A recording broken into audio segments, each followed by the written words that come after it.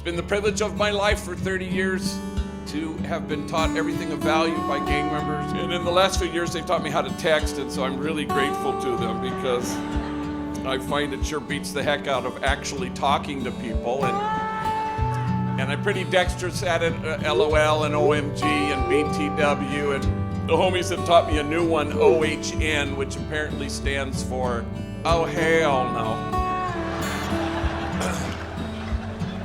And I've been using that one quite a bit lately. My alma mater, Gonzaga University, called me and said they were going to have a big talk on a Tuesday night with 1,000 people. And so I said, sure. And they said, could you bring 2 homies with you? And I always pick homies who have never flown before, just for the thrill of seeing gang members panicked in the sky. I've never picked anybody more terrified of flying than this guy, Mario. He was just absolutely petrified. In fact, he was hyperventilating. And we hadn't even boarded the plane yet. And then our flight crew arrives, and I see 2 flight attendants, females, and they both have very large cups of Starbucks coffee, and they're schlepping up the front steps. And Mario goes, when are we going to board the plane? I said, as soon as they sober up the pilots. I should tell you that Mario, in our 30-year history at Homeboy, is the most tattooed individual who's ever worked there. His arms are all sleeved out, neck blackened with the name of his gang, head shaved, covered in tattoos, forehead, cheeks, chin, eyelids that say the end, so that when he's lying in his coffin, there's no doubt. And so I'd never been in public with him, and we're walking and people are like this, and mothers are clutching their kids more closely. I'm thinking, wow, isn't that interesting? Because if you were to go to Homeboy on Monday and ask anybody there who's the kindest, most gentle soul who works there, they won't say me, they'll say Mario. He sells baked goods at the counter at our cafe. He's proof that only the soul that ventilates the world with tenderness has any chance of changing the world. So the nighttime talk comes, and it's 1,000 people, and I invite them up to share their stories in front of all these people for 5 minutes each. They were terrified, but they did a good job. And honest to God, if their stories had been flames, you'd have to keep your distance, otherwise you'd get scorched.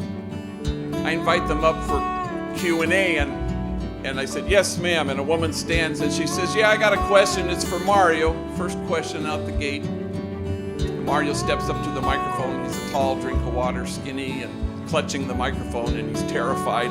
Yes. And she says, well, you say you're a father and you have a son and a daughter who are about to enter their teenage years.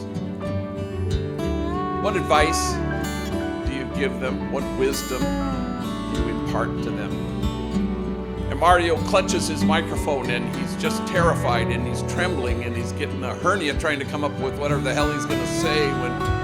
When finally he blurts out,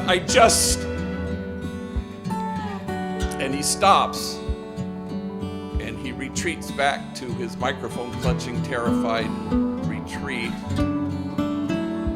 But he wants to get this whole sentence out.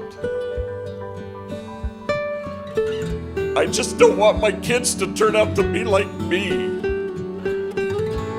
And there's silence until the woman who asked the question stands, and now it's her turn to cry, and she says, why wouldn't you want your kids to turn out to be like you? You are loving, you are kind, you are gentle, you are wise. I hope your kids turn out to be like you.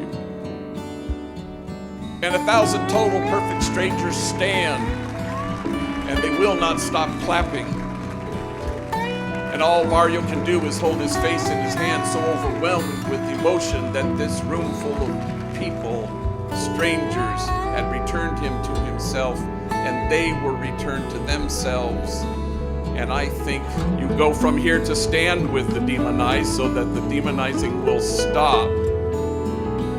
You stand with the disposable so that the day will come when we stop throwing people away. And you stand with those whose dignity has been denied, and you stand with those whose burdens are more than they can bear, and you stand with the poor and the powerless and the voiceless. Make those voices heard.